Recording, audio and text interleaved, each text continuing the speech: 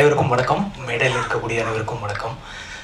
நான் வந்து இந்த ஆடியோ லான்ச்சில் என்ன பேசுகிறேன்னு தெரியாமல் அப்படியே ஸ்ட்ரக் ஆகி ஆக்சுவலாக எனக்கு அன்றைக்கி மைண்ட் பிளாக் ஆகிடுச்சு. ஏன்னா இது எனக்கு ரொம்ப முக்கியமான ஒரு படம். ஒரு 20 வருஷ ஜேர்னியோட ஒரு தொடர்ச்சி இது.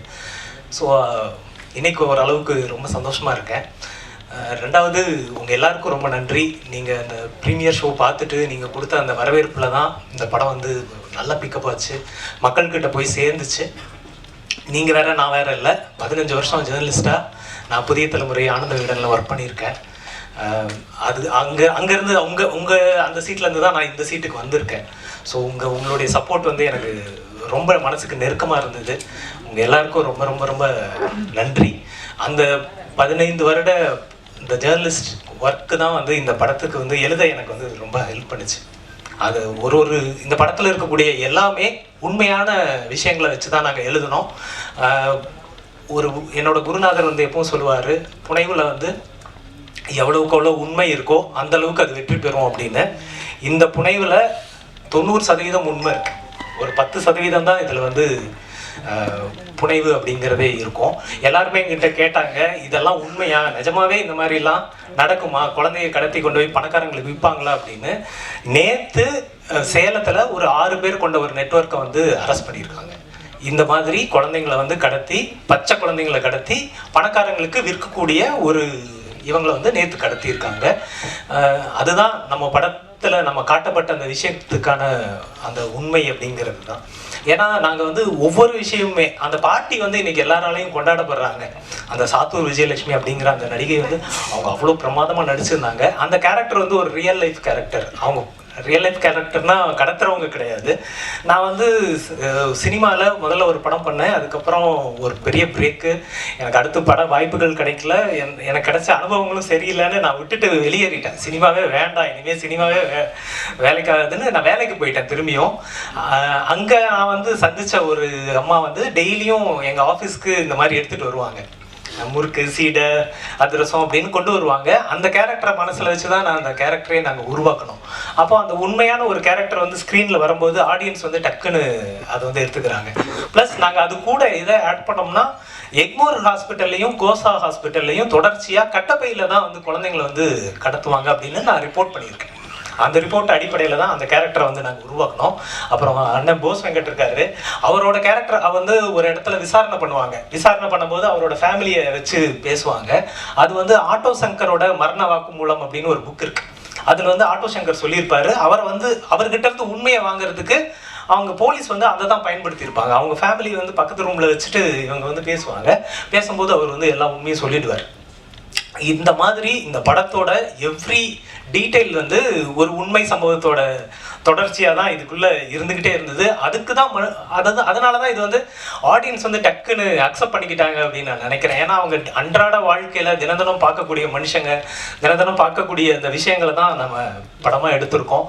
இன்றைக்கி வந்து தமிழ் சினிமாவுக்கு வந்து கதை இல்லைன்றாங்க. நம்மளை மாதிரி ஜேர்னலிஸ்ட்கிட்ட லட்சக்கணக்கான கதைகள் இருக்குது. ஜேர்னலிஸ்ட்டை வந்து நீங்கள் பயன்படுத்தும் போது அவங்கக்கிட்ட இருந்து உங்களுக்கு அவ்வளோ கதைகளும் அவ்வளோ டீட்டெயிலும் வரும். தமிழ் சினிமா இயக்குநர்கள்கிட்ட நான் அதை தான் வேண்டி கேட்டுக்கிறேன். நீங்கள் என்ன யூஸ் பண்ணணும்னு அவசியம் இல்லை. நல்ல ரைட்டர்ஸ் எக்கச்சக்கமாக இருக்காங்க, நல்ல ஜேர்னலிஸ்ட் எக்கச்சக்கமாக இருக்காங்க. அவங்கள உங்கள் படத்தில் நீங்கள் பயன்படுத்தும் போது நிச்சயமாக உங்கள் படத்துக்கு வந்து இன்னும் கூடுதலான ஒரு மதிப்பும் நம்பகத்தன்மையும் உண்மைத்தன்மையும் கிடைக்கும் அப்படின்னு நான் நம்புகிறேன். அப்புறம் நெல்சன் சார், அவரு தான் என்னை வந்து தேடி கண்டுபிடிச்சு கூட்டிகிட்டு வந்து எழுத வச்சாரு. நான் வேண்டாம், என்னை விட்டுருங்க, சினிமாவுக்கு எனக்கு செட் ஆகாது, என்னை விட்டுருங்க என்ன. இல்லை நீ தான் இந்த படம் பண்ணணும், என் மேலே இருக்கிற ஒரு நம்பிக்கையை வச்சு அவர் என்னை அழைச்சிட்டு வந்து இதை எழுத வச்சாரு. அந்த பாத்திரங்களுக்கும் அந்த காட்சிகளுக்கும் வந்து அதர்வா சாரும் நிமிஷா மேடமும் இவங்க எல்லாருமே வந்து உயிர் கொடுத்து அதை வந்து நான் பார்க்கும்போது நான் என்ன நினச்சி எழுதணும் அது எல்லாமே அது வந்துருந்தது. எனக்கு அது குறிப்பாக சில சீன்ஸ் எல்லாம் வந்து நான் ரொம்ப மனசுக்கு நெருக்கமாக நான் எழுதியிருந்தேன். அதை வந்து அவங்க அப்படியே உள்வாங்கிட்டு நடித்தது வந்து ரொம்ப சந்தோஷமாக இருந்துச்சு. ஸோ இந்த மாதிரியான படைப்புகளுக்கு வந்து தொடர்ச்சியாக மக்கள் ஆதரவு கிடைக்கணும். நிறைய திரைப்படங்கள் இந்த மாதிரி வரணும் அப்படின்னு நம்புகிறேன். குறிப்பாக இந்த படத்தில் நான் ஒரு விஷயம் சொல்லணும்னு நினச்சது என்னென்னா, இந்த படத்தோட ஒவ்வொரு சீனையும் நீங்கள் எல்லாரும் படம் பார்த்துருப்பீங்க. நீங்கள் யோசிச்சு பார்த்தீங்கன்னா ஒவ்வொரு சீன்லேயும் யாரோ ஒருத்தர் ஹெல்ப் பண்ணிகிட்டே இருப்பாங்க. படம் ஃபஸ்ட்டு சீனில் ஒரு ஆம்புலன்ஸ் டிரைவர் வந்து ஒரு டாக்டர் அந்த மருத்துவமனையில் வேலை பார்க்குறவருக்கு ஹெல்ப் பண்ணுவார். அதுக்கப்புறம் ரமேஷ் திலக் வந்து அவரோட நண்பருக்கு ஹெல்ப் பண்ணுவார். அப்படின்னு படத்தில் ஏதோ ஒரு கேரக்டர் இன்னொரு கேரக்டருக்கு உதவி செஞ்சுக்கிட்டே இருக்கும்.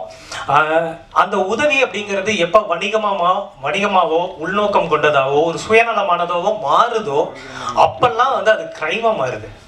அதுதான் இந்த படத்து மூலமா நான் வந்து சொல்லணும்னு நினைச்ச ஒரு விஷயம். என்னன்னா நம்ம இன்னைக்கு வந்து உதவி அப்படிங்கிறது பிசினஸா மாறிட்டு இருக்கு. நம்ம முன்னாடி லிஃப்ட் கேட்டுட்டு இருப்போம், இன்னைக்கு லிஃப்ட் அப்படிங்கிறது வந்து ரேபிடோவா மாறிடுச்சு. இன்னைக்கு எல்லாருமே அதை வணிகமா மாத்திட்டு இருக்கோம்.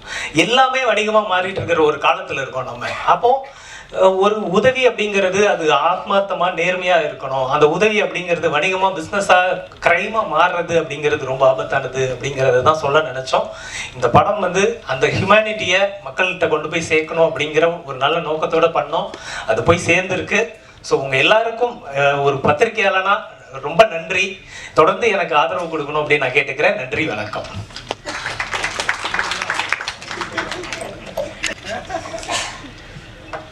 ஆக்சுவலாக இந்த கம்பேர் அவங்கள பார்த்தோன்னே யாருன்னு தெரிலன்னு சொன்னேன். அதுக்கு சாரி.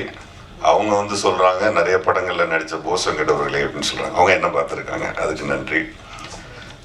ஒரு பியூட்டிஃபுல் பிரியாணி, அதுக்கு ஒரு நன்றி. ஏன்னா தேங்க்ஸ் கிவிங் இது நிறைய அந்த கிவிங் கொடுத்துட்டே இருக்கணும். இன்னைக்கு டிஎன்ஏ வந்துட்டு ஒரு பெருசாக வெளியில் வந்து நிற்கிது.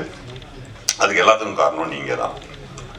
இப்போ இதே உங்களை வச்சு ஒரு பிரம்மாண்ட ஒரு ஆடியோ ரிலீஸாக இருக்கட்டும், நியூஸ் கிரியேட் பண்ணுறதா இருக்கட்டும், அது என்ன பண்ணாலும் உங்ககிட்ட ஒரு நியாயம் இருக்குல்ல, இந்த படம் நல்ல படம் அப்படின்ட்டு.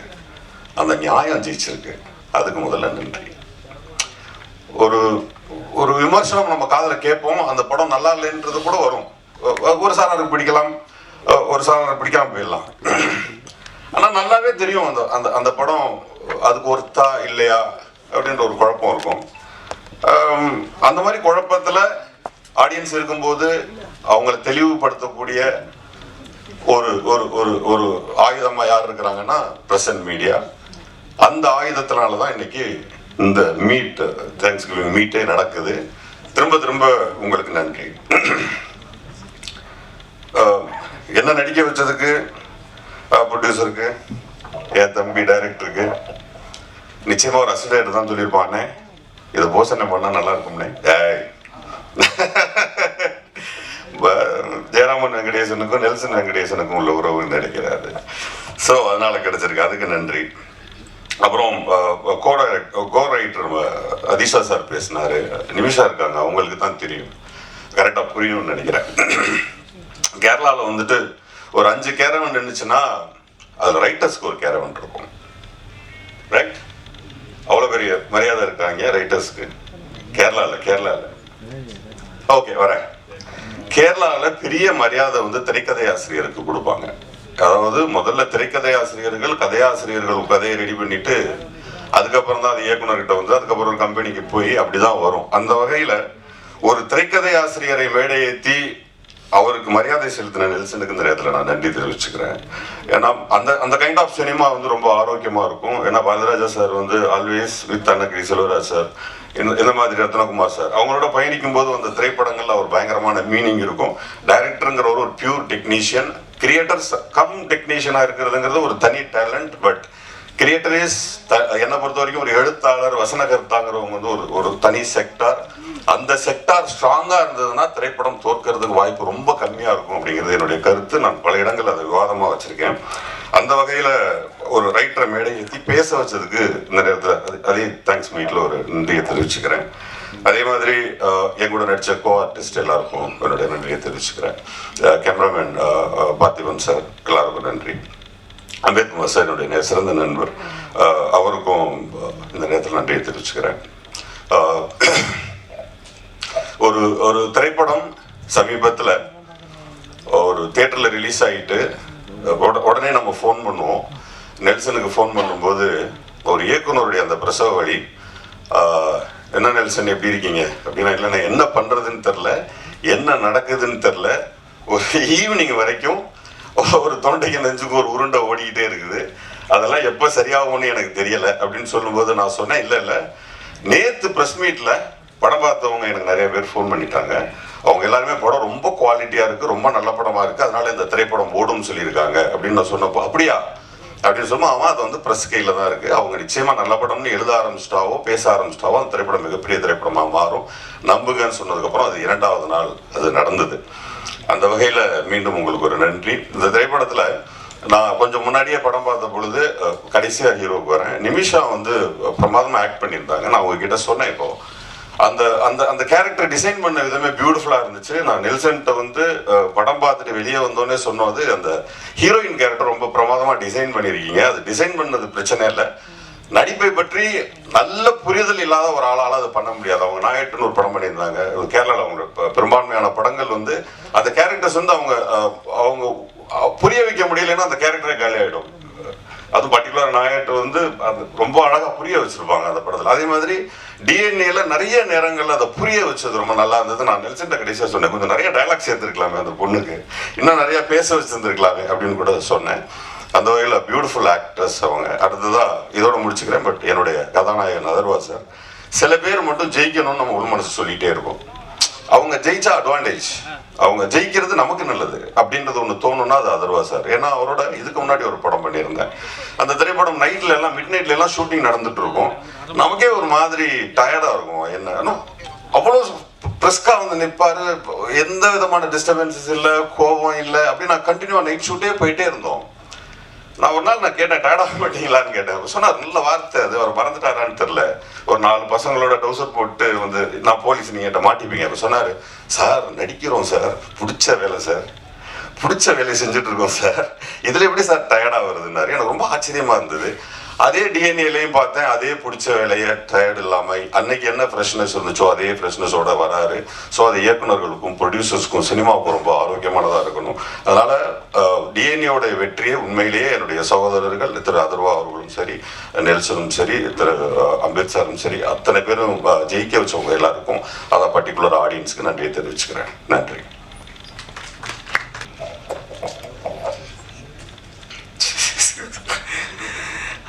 அன்பான வணக்கம். காலத்தினால் செய்த நன்றி சிறிதெனினும் ஞானத்தின் மான பெரிது. இது திருக்குறள். திருக்குறளில் வந்து செய் நன்றி அறிதல்னு ஒரு அதிகாரம் திருவள்ளுவர் பண்ணியிருக்கார். செய் நன்றி அறிதல். இந்த நன்றி சொல்கிற விஷயம் வந்து நான் நிறையா இடத்துல சொல்லியிருக்கேன். நான் யாருக்கு நன்றி உணர்வு அதிகமாக இருக்கோ அவன் எல்லா துறையிலையும் சிறந்தவனாக இருப்பான். அவன் மிகச்சிறந்த ஒரு பண்பாளனாக இருப்பான். நன்றி உணர்வு தான் நம்மகிட்ட இருக்கிற எல்லா பண்புகளுக்கும் தாயானது. இதை சினிமாவில் யார் ஆரம்பித்து வச்சாங்கன்னு தெரியல. இந்த மாதிரி நன்றி சொல்கிறத அது ஏதோ ஒரு முதல் படம் இருக்கும், அவங்களுக்கு காலம்பூரா நம்ம நன்றி சொல்லிட்டு இருக்கணும். ஏன்னா இப்படி ஒரு விஷயத்தை ஆரம்பித்து வைக்கிறாங்க பாருங்கள் புதுசாக, அவங்களுக்கு நன்றி. ஏன்னா இந்த மாதிரியான ஒரு சிறந்த ஒரு படத்தை நீங்கள் எழுதி, ஏன்னா உங்களுக்கு உங்கள் ஷோ போடும்போதே நெல்சனை சுற்றிக்கிட்டீங்க, எல்லாம் சுற்றி ரொம்ப நல்லா இருக்குன்னு சொன்னீங்க. அதோடு இல்லாமல் அதை வந்து எழுதுனீங்க, அதை நிறையா இன்ட்ரெஸ்டில் சொன்னீங்க. அதனால தான் இந்த டிஎன்ஏ அவ்வளோ பெரிய வெற்றி அடைஞ்சிருக்கு. இந்த படம் என்ன செஞ்சுருக்கு அப்படின்னா, ஒரு விஷயம், இப்போ முயற்சி திருவினை ஆக்கும் அப்படின்னு திருவள்ளுவர் ஒரு கொட்டேஷன் கொடுத்துருப்பார். நான் வீழ்வேன் என்று நினைத்தாயோ அப்படின்னு பாரதியார் சொல்லியிருப்பார். தீதும் நன்றும் பிறர் தரவாரா அப்படின்ட்டு கணியன் பூங்குன்றன் சொல்லியிருப்பார். இப்படி ஒவ்வொரு விஷயங்கள் ஒரு கொட்டேஷனை தந்திருப்போம். இதில் பாருங்க, பாக்யராய் சார் வந்து அவருடைய முந்தான முடிச்சல முருங்கைக்கான்னு ஒரு ஐட்டத்தை இறக்கிட்டு போயிட்டார். இப்போ முருங்கைக்காய் எடுத்துக்கிட்டு போவாங்க, கூச்சப்படுவாங்க. அப்போ ஒரு வீட்டுக்கு வாங்கிட்டு போகிற குடும்ப தலைவன். அதுக்கு பிறகு மணிவண்ணன் சார் அல்வான்னு ஒரு மேட்டரை இறக்கி விட்டார். நம்ம வந்து ஒரு திருநெல்வேலியிலேருந்து வரும்போது ஒரு அல்வாவை அன்பாக வாங்கி கொடுத்தா கூட என்னப்பா அல்வா கொடுக்குறியான்ற அளவுக்கு மாற்றி விட்டார். நான் திருடியில் கட்டவர்களுக்கு அடுத்த வரலுக்கு கொஞ்சம் நீட்டாக இருந்ததுன்னா அப்படின்னு சொல்லிட்டு ஒன்று சொன்னேன். அதே போல் இந்த படம் ஹாஸ்பிட்டலில் பிறகுற குழந்தைங்க உண்மையாலுமே நம்ம குழந்தை தான் வருதா அப்படின்ற எனக்கு கிட்டத்தட்ட ஒரு 5 ஃபோன் பண்ணாங்க. 5 பேர் ஃபோன் பண்ணாங்க. என்னங்க பயம்படுத்தி விட்டுட்டார் இந்த டைரக்டரு, இப்போ நம்ம ஹாஸ்பிட்டலில் பிறந்து நம்ம கைக்கு வர்ற குழந்தை நம்ம குழந்தைன்னா ஒரு 11 வயசு 12 வயசில் முகஜாடையை வச்சு தான் கண்டுபிடிக்கணுமா, இல்லைன்னா டிஎன்ஏ டெஸ்ட் எடுத்துக்கணுமா நம்ம அப்படின்னாரு. ஸோ ஒரு படம் சமுதாயத்தில் அந்த ஒரு ஒரு ஒரு உஷார்த்தன்மை ஏற்படுத்தணும் அப்படிங்கிறது முக்கியம் ஒரு படைப்பு. அது இந்த படத்தில் அருமையாக அது ஒர்க் அவுட் ஆயிருக்கு. அதுதான் ஒரு படம் சமூகத்திற்கு ஏதோ ஒரு விழிப்புணர்வை ஏற்படுத்தணும். அது டிஎன்ஏவில் அருமையாக இருக்குது. அதுக்கு இப்போ அதிஷா சொன்ன மாதிரி அவர் சொன்னார் பாருங்க, புனைவில் உண்மைத்தன்மை எவ்வளோ ஜாஸ்தியாக இருக்கோ அது சிறந்த திரைக்கதைன்னு ஒரு அருமையான விஷயத்தை ஒரு விளக்கம் கொடுத்தார். ரொம்ப அற்புதமான விஷயம் அது. அதே போல் பத்திரிகையாளர்களை நிறைய பயன்படுத்தணும், நம்ம எழுத்தாளர்களை அதிகம் பயன்படுத்தணும் அப்படின்ற ஒரு விஷயத்த அருமையான விஷயத்த இங்கே பதிவு பண்ணியிருக்காரு. இதெல்லாம் நீங்கள் எழுதணும். அப்போ தான் நிறைய இயக்குநர்கள் நிறைய ரைட்டர்ஸை கொண்டு வருவாங்க. அண்ணன் போஸ் வெங்கட் சொன்ன மாதிரி மலையாளத்தில் ரைட்டர்ஸுக்கு அவ்வளோ பெரிய ஒரு மரியாதை இருக்கும். அங்கே ரைட்டர்ஸ் தான் ஃபஸ்ட்டு. நம்ம இன்னும் சொல்ல போனால் ஆங்கில படங்களே மிகச்சிறந்த நாவலை தான் படமாக எடுக்க ஆரம்பிப்பாங்க. நம்ம நினைக்கிறோம்ல கதை வெளியே போயிடுச்சுன்னா அந்த கதை ஈஸியாகிடும். அதெல்லாம் கிடையாது. மிகச்சிறந்த நாவல்களை தான் நம்ம படமாக எடுத்து மிகப்பெரிய ஹிட்டு கொடுத்துருக்காங்க பல படங்கள். ஸோ ரைட்டர்களையும் அதே போல் எழுத்தாளர்களையும் நிறையா பயன்படுத்தணுங்கிறது இந்த நன்றி அறிவித்தல் கூட்டத்தில் ஒரு முக்கியமான ஒரு விஷயம். அடுத்தது நன்றியில் இப்போ நான் எனக்கு ஒரு சின்ன ஒரு கதாபாத்திரம் இதில் கொடுத்துருக்காங்க. ஆனால் நான் என் வாழ்நாள் பூரா சொல்கிறவங்கலாம் என்ன சொல்கிறாங்க, ஏங்க அருமையான ஒரு விஷயத்தை உங்களுக்கு பண்ணிட்டாங்க இந்த படத்தில் அப்படின்னு சொல்கிறாங்க இல்லையா. இது என் உள்ள மனசில் எப்போதும் இந்த டீமுக்கு இயக்குனருக்கு மட்டும் கிடையாதுங்க.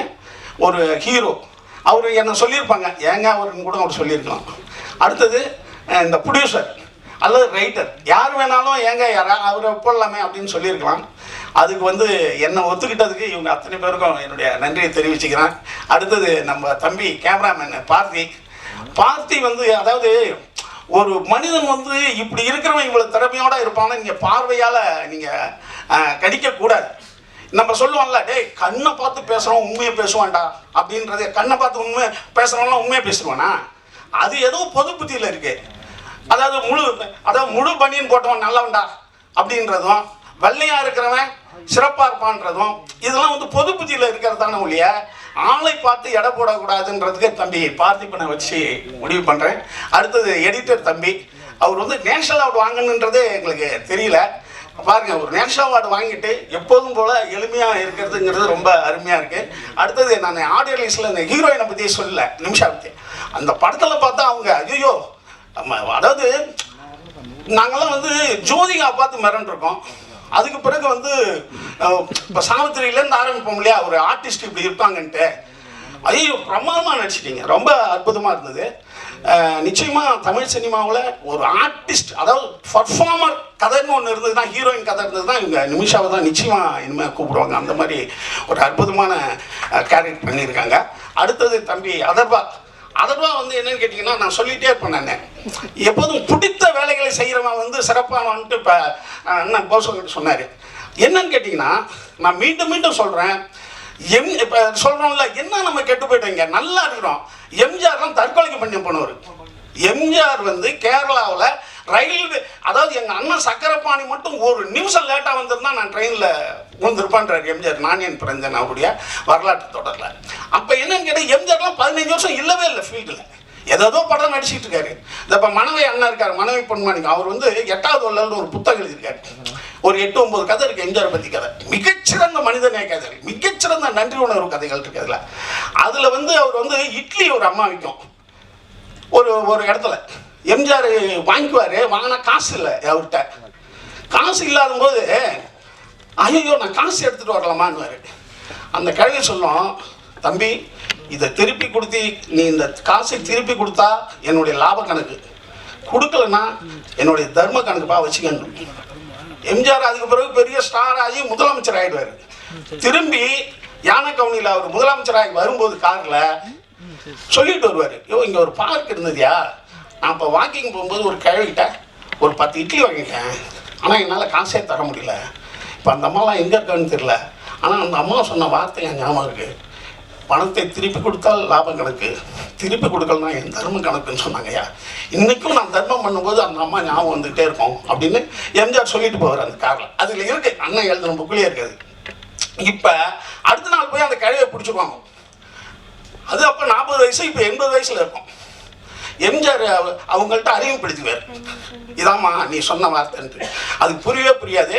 இல்லைப்பா நான் நல்லா இருக்கணும். போது அவருக்கு அந்த அம்மாவுக்கு ஒரு வீடு கொடுத்து அந்த அம்மா இருக்கிற வரைக்கும் அவருடைய சொந்த பணம் 1000 ரூபா அனுப்பிச்சிட்டே இருப்பார் எம்ஜிஆர். இப்படி ஒரு ஒரு நன்றியை, ஒரு உதவி செஞ்சிட்டோம்னா நம்ம வாழ்நாள் பூரா உள்ளே நின்றுட்டு இருக்கீங்களா, அந்த மாதிரி உதவியை நம்ம செஞ்சுக்கிட்டே இருக்கணும். இந்த படத்தில் தம்பி கோ ரைட்டர் சொன்ன மாதிரி யாரோ ஒருத்தவங்க உதவி பண்ணிக்கிட்டே இருக்காங்க. அந்த உதவி செய்யும் தான் நம்ம வாழ்க்கையை மேன்மைப்படுத்தும், உண்டாக்கும். கடைசியாக ஒன்று சொல்லிட்டு முடிச்சிடுறேன். ராமாயணத்தில் ராமனுக்கு நிறைய பேர் உதவி பண்ணிக்கிட்டே இருப்பாங்க. ராமனுக்கு படுற கஷ்டம் இருக்க, அவன் ரொம்ப நல்லவன். அவன் காட்டுக்கு போயிடுவான், காட்டுக்கு அவனா பொண்டாட்டி தூக்கிட்டு போயிடுவான். அதுக்கு பிறகு அவன் போராட்டம். இப்போ நிறையா பேர் உதவி பண்ணி சீதையை மீட்டு வந்துடுவார். இப்போ பட்டாபிஷேகம் நடக்கும். பட்டாபிஷேகம் நடக்கும்போது உதவி பண்ண அத்தனை பேருக்கும் ஒரு ஒரு பரிசு தருவார் ராமர், கொடுத்துக்கிட்டே வருவார். கடைசியாக ஹனுமான் வருவான். ஹனுமான் வரும்போது ராமர் ஹனுமானுக்கு என்ன தர போறாருன்னு எல்லாம் எதிர்பார்ப்பாங்க. ஏஞ்சி கட்டி பிடிப்போம். ஏன்னா ஹனுமன் செய்த உதவிக்கு திரும்பி ஒரு பொருளை என்னால் தரவே முடியாதுன்னு கட்டி பிடிச்சி நீ ஏங்குள்ள இருப்ப அப்படின்னு. அப்படி ஒரு உதவியினுடைய மேன்மையை நம்ம அழகாக சொல்கிற இடம் அது. ராமாயணம் உண்மையாக என்னன்னு தெரியாது, அந்த இடம் அருமையான இடமா எனக்கு பிடிக்கும். அப்போ உதவி செய்யும்போது ஒரு மனிதன் அவனுக்குள்ளே நம்ம போயிடுறோம் அப்படின்ற ஒரு அருமையான கருத்தை இந்த படம் சொல்கிறது மட்டும் இல்லாமல் வாழ்க்கையில் உஷார் தன்மையோடு இருக்கணும் ஒவ்வொரு விஷயத்தையும் அப்படின்னு சொல்லுது. அதர்வா இதில் மிகச்சிறந்த முறையில் நடிச்சிருக்காரு. அதுவும் அந்த தம்மு அடிச்சு விட்டுற இடம்லாம் உண்மையான அப்படிப்பட்ட ஆள் தானான்ற மாதிரி பயப்படுத்துகிற அளவு பண்ணாங்களா. ஏன்னா ரொமான்ஸாக இந்த வயசில் அவர் நல்லா பண்ணிடலாம். இந்த மாதிரி ஐட்டங்கள்லாம் இருக்குல்ல, அதை அப்படியே வாழ்ந்துட்டாருப்பா அப்படின்னு சொல்கிற அளவுக்கு பண்ணாப்புல. ஏன்னா இந்த மாதிரி விஷயம்லாம் டஃப்பான ஐட்டங்கள், அதையே சிறப்பாக பண்ணியிருக்காரு. அதர்வா இந்த படத்தின் மூலம் மிகப்பெரிய இடத்துக்கு நிச்சயம் வந்துட்டார். இனிமேல் அவருக்கான காலம் தமிழ் சினிமாவில் கொடிகட்டி பறக்கும். இந்த படத்தில் எனக்கு வாய்ப்பு கொடுத்த அனைவருக்கு நன்றி, அண்ணன் ப்ரொடியூசருக்கு நன்றி. அப்புறம் தம்பி யாராவது விட்டுனா அம்மா அண்ணன் அம்மா விஜயம்மா இருக்காங்க, அவங்க கூட இதில் நடிக்கலை. நான் எல்லாத்தையும் சொல்லிட்டு அந்த பாப்பாவுக்கு தென்றலுக்கும் நன்றி. உங்கள் அனைவருக்கும் மீண்டும் நன்றி சொல்லி உட்கார்றேன். எல்லாருக்கும் வணக்கம். நிறைய பேச வேண்டியிருக்கு, ஆனால் எவ்வளோ நேரம் இருக்குது, உங்களுக்கு எவ்வளோ பொறுமை இருக்குது, எவ்வளோ தூரம் ஸ்டேஜில் இருக்கிறவங்களுக்கு பொறுமை இருக்குது அப்படின்னு தெரில. என்னால் முடிஞ்ச அளவுக்கு நான் சீக்கிரமாகவும் சுருக்கமாகவும் வாட்ச் பார்க்குறேன். மணிகண்டன் ரொம்ப நன்றி. முதல்ல உங்கள் எல்லாரையும் பார்க்குறதுக்கு ரொம்ப சந்தோஷமாக இருக்குது. நீங்கள் சந்தோஷமாக சாப்பிட்றத பார்க்க ரொம்ப சந்தோஷமாக இருக்குது. ஏன்னா தமிழ் சினிமாவுடைய சூழலில் ஒரு படத்தினுடைய வெற்றி, அதற்கான ஒரு சூழல் அமைகிறது அப்படிங்கிறது ஒரு இயக்குனர் நல்ல படம் எடுக்கிறதுனால மட்டும் கிடையாது. அந்த படம் சரியான ரிலீஸ் தேதி வரணும், அது அந்த இயக்குனர் கையில் கிடையாது. அந்த படம் சரியான பப்ளிசிட்டி கிடைக்கணும், அதுவும் அந்த இயக்குனர் கையில் கிடையாது. அந்த படம் டிஸ்ட்ரிபியூட்டர் சைடில் ஒரு கான்ஃபிடென்ஸை கிரியேட் பண்ணணும், அதுவும் அந்த இயக்குனர் கையில் கிடையாது. அப்புறம் போஸ்டர் ஓட்டுறதுலேருந்து ப்ரொமோஷன் பண்ணுற வரைக்கும் ஒரு படத்தினுடைய வெற்றி அது ஒரு நல்ல படமா இல்லை நல்லா இல்லாத படமாங்கிறத தாண்டி ஒரு வெற்றியை தீர்மானிக்க பல விஷயங்கள் கைகூட வேண்டியிருக்கு, ஒன்று சேர வேண்டியிருக்கு, ஒத்துழைக்க வேண்டியிருக்கு, உழைப்பை போட வேண்டியிருக்கு. பல நன்றி கடன்களால் மட்டும்தான் அந்த வெற்றியும் பூர்த்தி அடைகிற மாதிரியான சூழல் இன்னைக்கு தமிழ் சினிமாவில் இருக்கு.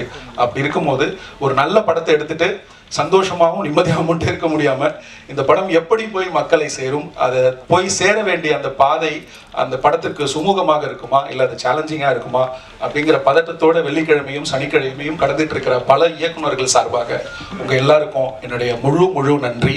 உங்களுடைய அன்புக்கும் ஆதரவுக்கும், நீங்கள் இந்த டிஎன்ஏ படத்துக்கு எங்கள் மேலே காமிச்ச அன்புக்கும் இந்த படத்து மேலே காமிச்ச அன்புக்கும் உங்கள் எல்லாருக்கும் ரொம்ப ரொம்ப ரொம்ப ரொம்ப நன்றி. ரொம்ப தேங்க்யூ. கிட்டத்தட்ட இது 9 வருஷம் தாண்டி 10வது வருஷம் சினிமாவில். I don't feel very old. ஏன்னா சினிமாவுக்கு கொஞ்சம் வெளியில இருந்து தான் நான் சினிமாவை இயக்கியிருக்கேன். இந்த படம் என்ன சினிமாவை கொஞ்சம் உள்ள கூட்டிட்டு வந்த மாதிரி நான் ஃபீல் பண்றேன். எங்கிருந்து ஆரம்பிக்கிறதுன்னு தெரியல. இந்த படம் உருவாகிறதுக்கு காரணமாக இருந்த சில இதயங்கள், அவங்களுக்கு என்னுடைய முதல் நன்றிகளை நான் சொல்லணும். ஆனந்துக்கும் திவ்யாவுக்குமான கதை வந்து கிட்டத்தட்ட எனக்கு 2009-10 இருந்து என் கிட்ட அந்த கதை உள்ளுக்குள்ளே இருக்கு. இந்த ஆனந்தும் திவ்யாவும் பேர் வேற வேற, பட் இதை நான் வந்து என் வாழ்க்கையில பார்த்த உண்மையான கதாபாத்திரங்கள். இந்த மாதிரி ஒரு குடும்பத்துல, ஒரு 20 பேர் இருக்கிற குடும்பத்துல ஒருத்தரை மட்டும் அவங்களுடைய விஷயங்களை புரிஞ்சுக்காம, அவங்களுக்கு தேவையான அன்பையும் அரவணைப்பையும் காமிக்காம, அவர்களை வந்து ஒரு தனித்துவமாகவும் ஒரு அந்த குடும்பத்தினுடைய போக்கோடு ஒன்று சேராத ஒரு ஆட்களாகவும் ட்ரீட் பண்ணும்போது அவங்க கோத்ரூ பண்ணக்கூடிய அந்த வழி இருக்குல்ல.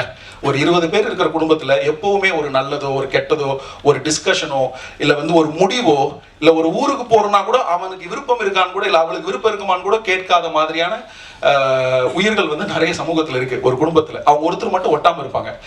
அப்படி நான் நிறைய கதாபாத்திரங்களை பார்த்திருக்கேன். அவங்களோட வழியை நான் வந்து பகிர்ந்திருக்கிறேன். எங்க குடும்பத்திலேயே நான் பார்த்திருக்கேன், என்னோட நண்பர்கள் குடும்பத்துல பார்த்திருக்கேன். ஸோ அந்த மாதிரி நான் பார்த்த 2 கதாபாத்திரம் தான் ஆனந்தும் திவ்யாவும்.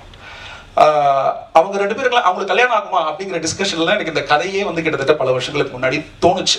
அந்த டிஸ்கஷன் என் முன்னாடி ஒருத்தர் பேசிட்டு இருக்கும்போது, சரி நீங்க பண்ணலன்னா என்ன, அந்த கல்யாணத்தை நான் பண்ணி வைக்கிறேன், அவங்க 2 பேரும் ரொம்ப சந்தோஷமா வாழ்வாங்க அப்படின்னு நான் அன்னைக்கு எடுத்த முடிவு கிட்டத்தட்ட 14-15 ஆண்டுகளுக்கு தாண்டி இப்படி டிஎன்ஏன்னு ஒரு படமா, அதுல வந்து அந்த கை குழந்தை சம்பந்தப்பட்ட ஒரு கிரைம் சம்பந்தப்பட்ட ஒரு விஷயமாவும் உங்களை வந்து சேர்ந்தடைஞ்சிருக்கும் போது எனக்கு என்ன தோணுதுன்னா, ஒரு பவர்ஃபுல் ஸ்டோரி, அதுக்குள்ள ஒரு பவர்ஃபுல் எமோஷன், அதை தாங்கி பிடிக்கிற கதாபாத்திரங்கள் இருந்தாலும், இன்னும் 10 வருஷம் கழிச்சு இந்த நான் கதையை எடுத்திருந்தாலும் அதற்கான வரவேற்பும் அன்பும் மக்களிடமிருந்தும் சரி உங்களிடமிருந்தும் சரி கிடைச்சிருக்குங்கிற நம்பிக்கையை விதைச்சதுக்கு உங்க எல்லாருக்கும் அடுத்த நன்றி.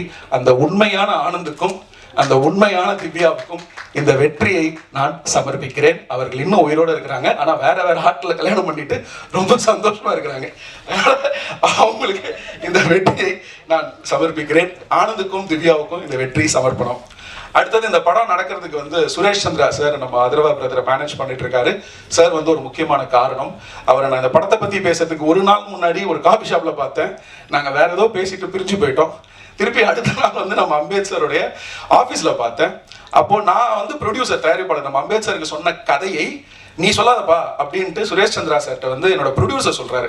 கிட்டத்தட்ட நான் ஒரு தெரியல 100கணக்கான ஆட்கள்கிட்ட சினிமால இந்த 9 வருடத்துல கதை சொல்லியிருப்போம்.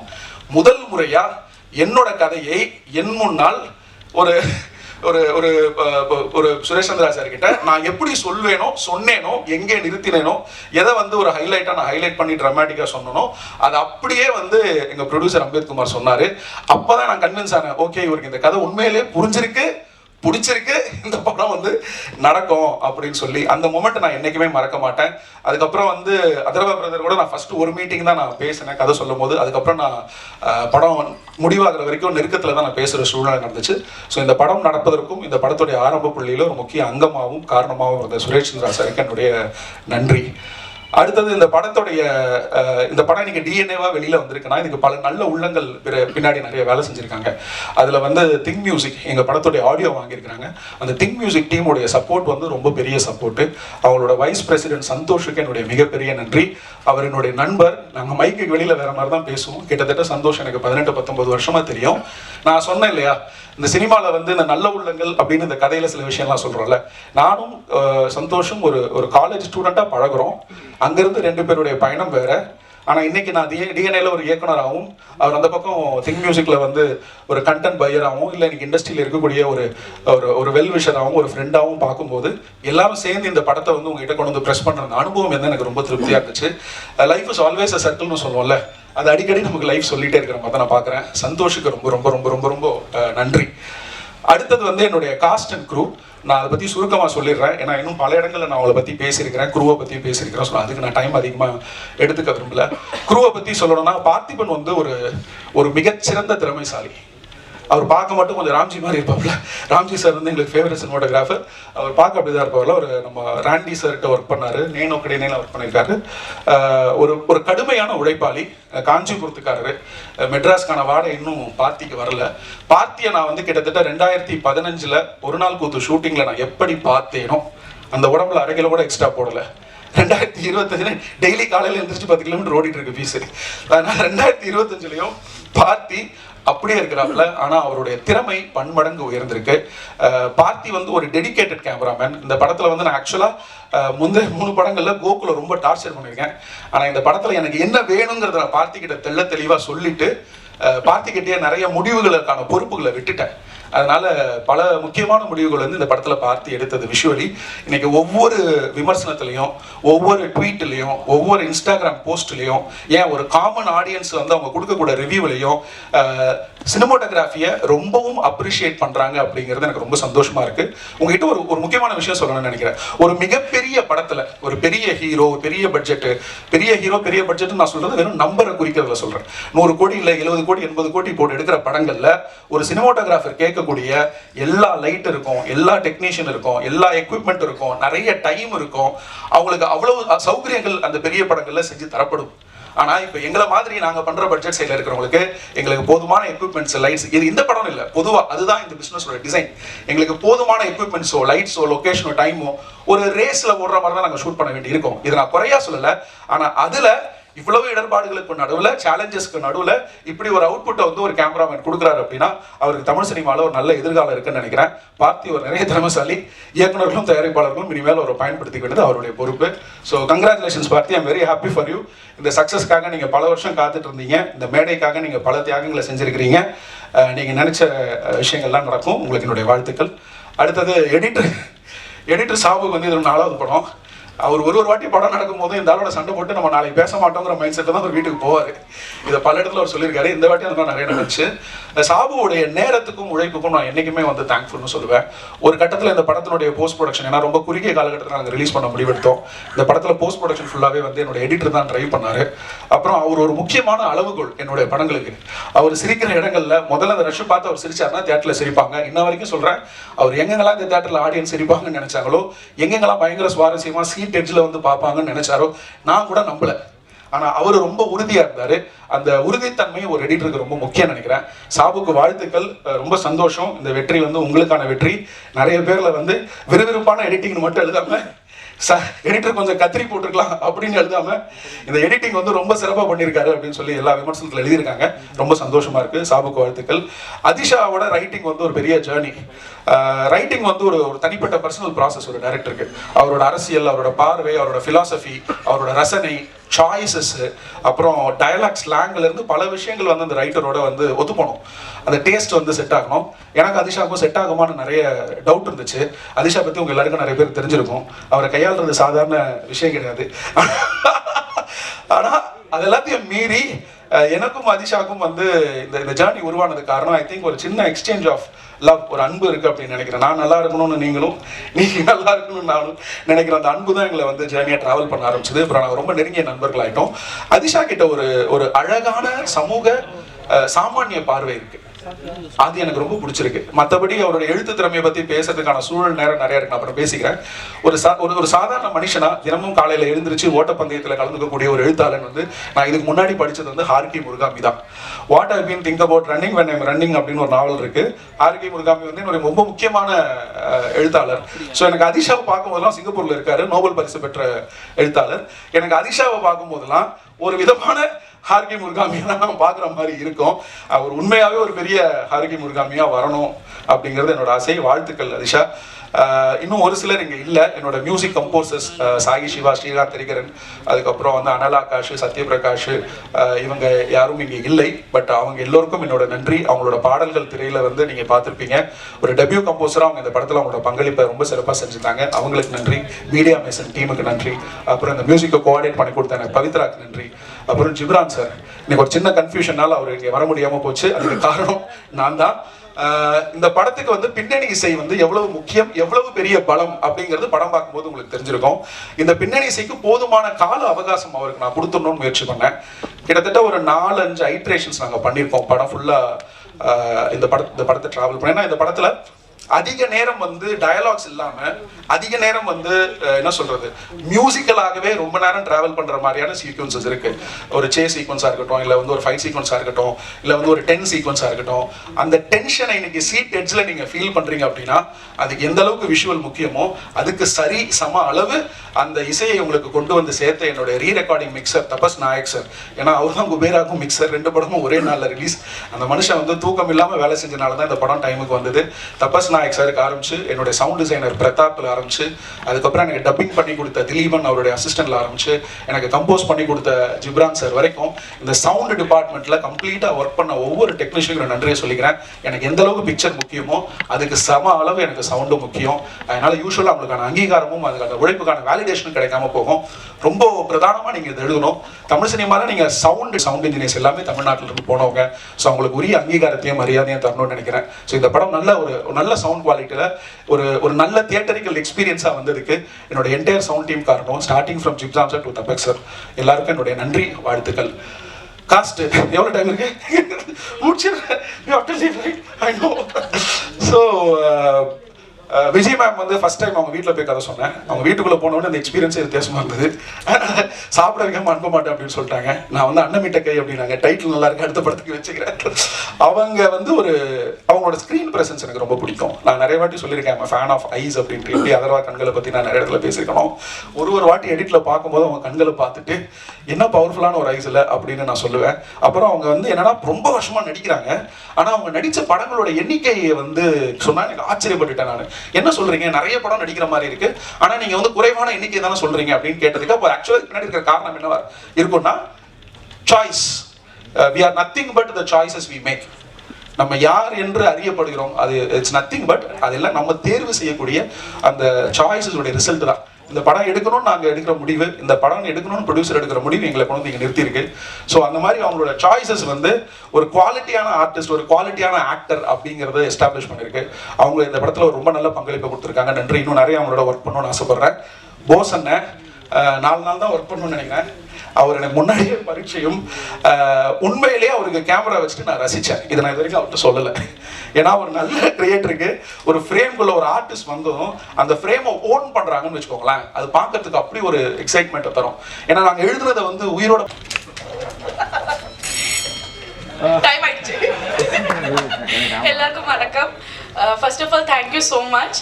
ബിക്കോസ് എല്ലാ പടം റിലീസാകുമ്പോൾ ഒരു പേടി കാണും, റിലീസാകുമ്പോൾ ആൾക്കാർക്ക് ഇഷ്ടമാവോ ഇല്ലയോ എന്ന്. പക്ഷേ ഇതിൻ്റെ പ്രിവ്യൂ ഷോ വെച്ചപ്പം അതിൻ്റെ റെസ്പോൺസ് കിട്ടിയപ്പോൾ ഞാൻ ആക്ച്വലി വീട്ടിൽ പോയിട്ടൊന്ന് ഉറങ്ങി.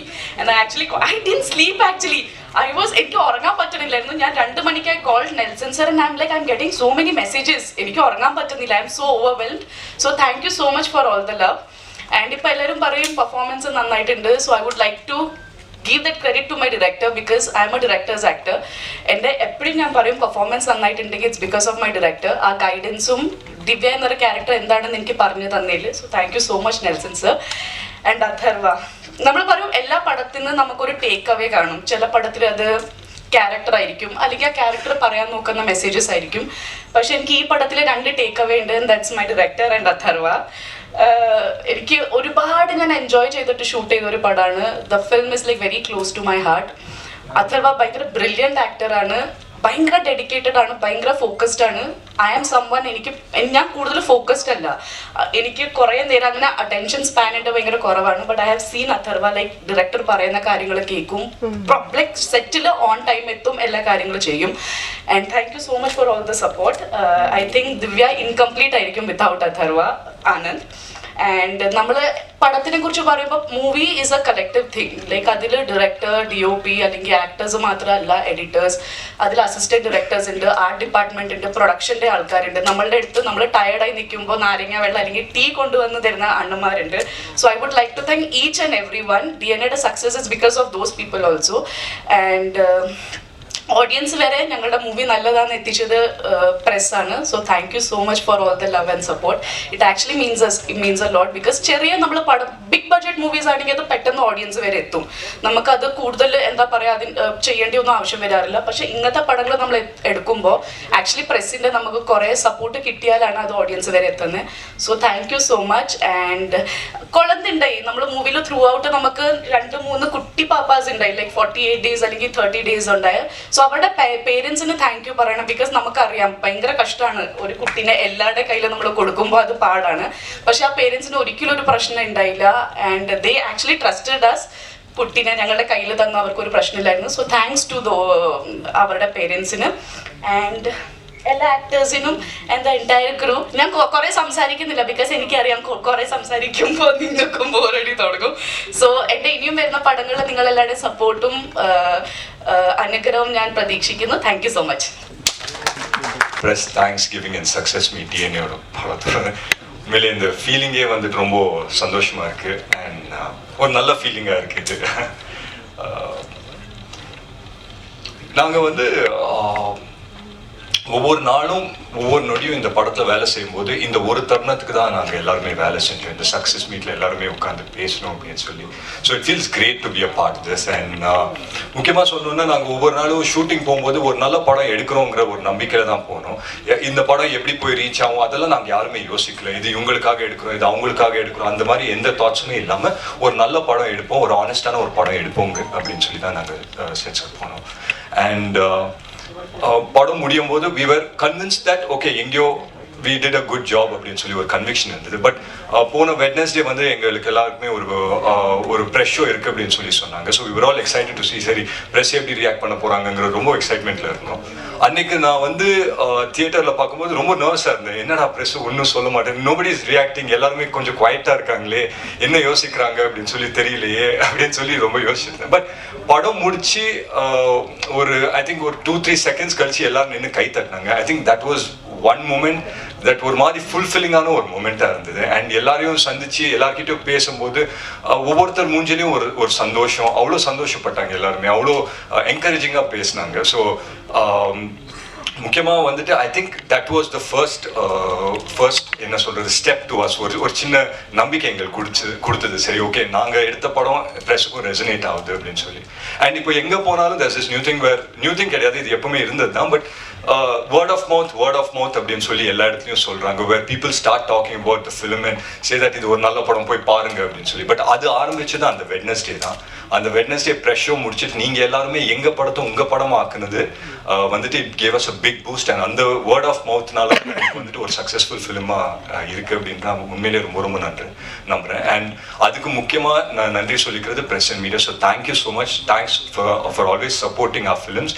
அண்ட் நல்ல படத்தை சப்போர்ட் பண்ணதுக்கு ரொம்ப நன்றி சொல்லிக்கிறேன். அண்ட் பொதுவாக வந்துட்டு இந்த மாதிரி தியேட்டர் விசிட்ஸ் எல்லாம் போவோம் இல்லைங்களா. இந்த லாஸ்ட் ஒரு 1 or 2 days வந்து நாங்கள் போனோம், மற்ற தியேட்டர்ஸ்க்கெல்லாம் போய் விசிட் பண்ணிட்டு இருந்தோம். ஸோ ரொம்ப ஒரு இன்ட்ரெஸ்டிங்கான ஒரு விஷயம் நடந்தது தியேட்டரில்.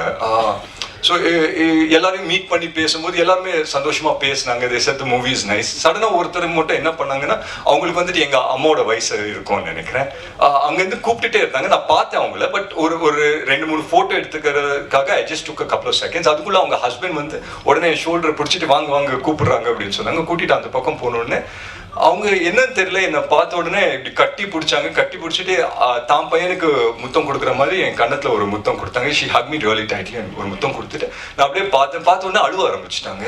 எனக்கு என்னடா இவங்க அழுகுறாங்களே அப்படின்னு சொல்லி பார்த்தேன். பட் அவங்க சொன்ன விஷயம் வந்து என்ன சொன்னாங்கன்னா, இந்த மாதிரி என்னமோ தெரியல தம்பி, உன் படம் பார்த்தேன், ரொம்ப நல்லா இருந்தது, படம் ரொம்ப நல்லா பண்ணியிருக்கேன், அண்ட் இந்த வெற்றி வந்துட்டு எனக்கு சந்தோஷம் கொடுக்குது அப்படின்னு சொல்லி சொன்னாங்க.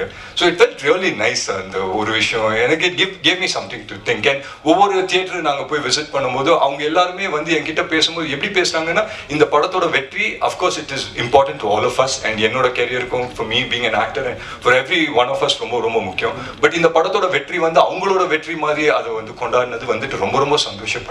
And I think that has given us a big boost. And of course நாங்கள் வந்துட்டு நல்ல படம் தான் அங்கே எடுத்தோம்.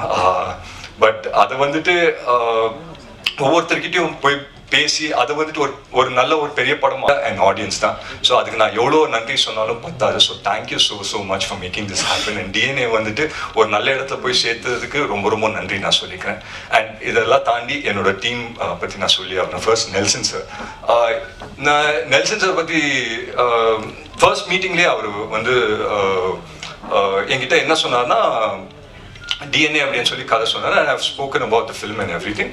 பட் அவர் என்னன்னா ஒன் வேர்டில் நான் நெல்சன் சார் பற்றி சொல்லணும்னா, I think he's someone that under promises and delivers quite a bit அப்படின்னு சொல்லி கண்டிப்பாக சொல்லுவேன். ஏன்னா என்னைக்குமே அவர் வந்துட்டு நான் உங்கள் கெரியரில் ஒரு மிகப்பெரிய படம் கொடுக்குறேன், இல்லை ஒரு மிகப்பெரிய பிளாக் பஸ்டர் கொடுக்குறேன், இல்லை ஒரு ஹிட்டு படம் கொடுக்குறேன், ஒரு நாள் அந்த வார்த்தை வந்ததே கிடையாது அவர் வாயிலேருந்து. என்ன என்கிட்ட சொன்னார்னா உங்கள் கெரியரில் ஒரு நல்ல படம் கொடுக்குறேன், ஒரு நல்ல படம் சேர்ந்து பண்ணுவோம் அப்படின்னு சொன்னார். I think we've achieved that today. அதுக்கு நான் மிகப்பெரிய நன்றி நான் நெல்சன் சருக்கு சொல்கிறேன். அண்ட் அம்பேத் சார் வந்துட்டு ஒரு ரொம்ப ஒரு பேஷனட்டான ஒரு ப்ரொடியூசர். ஸோ அஃப்கோர்ஸ் ப்ரொடியூசர் வந்துட்டு வரும்போது பிஸ்னஸ் ஆஸ்பெக்டில் யோசிப்பாங்க. But here is a producer. அம்பேத் sir மீட்டிங்கை முடிச்ச உடனே எனக்கு அவர் ஃபோன் பண்ணிட்டு அவரை மீட் பண்ணுறதுக்கு முன்னாடி மொத்த கதையும் அம்பேத் சாரே சொல்லிட்டாரு. இப்படி போவோம் சார், அப்படி போவோம் சார், இப்படி போவோம் சார் அப்படின்னு சொல்லி. ஸோ அவ்வளோ பேஷனட்டாக இருந்தார். அண்ட் ஐ திங்க் அவரோட பேஷன்னால தான் அவருக்கு அமையிற ஒவ்வொரு படமும் ரொம்ப வித்தியாசமாகவும் நல்ல படங்களாக அமையுது. And following this I'm sure அவர்கிட்ட இன்னும் 2 படம் இருக்கு. அண்ட் அந்த படத்தை பற்றியும் கேள்விப்பட்டேன். That is very very nice. So I wish him the very very best. And editor Sabu sir, நாங்கள் வந்து அங்கே போய் படத்தை ஷூட் பண்ணிட்டு அந்த ஃபுட்டேஜ் எடுத்து தரும்போது எடிட்டேபிள் தான் ஒரு படத்தோட மேக் அண்ட் பிரேக் நடக்கும். ஏன்னா வந்து நான் நிறைய படங்கள் நான் நடிக்கும்போது we go in a very big confidence saying that ஒரு நல்ல படம் எடுத்திருக்கோம் அப்படின்னு சொல்லி போவோம். பட் எடிட்டேபிள் அது எங்கேயோ கொஞ்சம் மாறும். But here is a film that நாங்கள் என்ன எடுத்தோமோ அதை தாண்டி வந்து எடிட்டில் வந்து பண்ணி கொடுத்துருக்காரு. ஸோ அதுக்கு மிகப்பெரிய நன்றி. அண்ட் என்னோட 5 beautiful music directors and singers அவங்களுக்கு நான் நன்றி சொல்லிக்கிறேன்.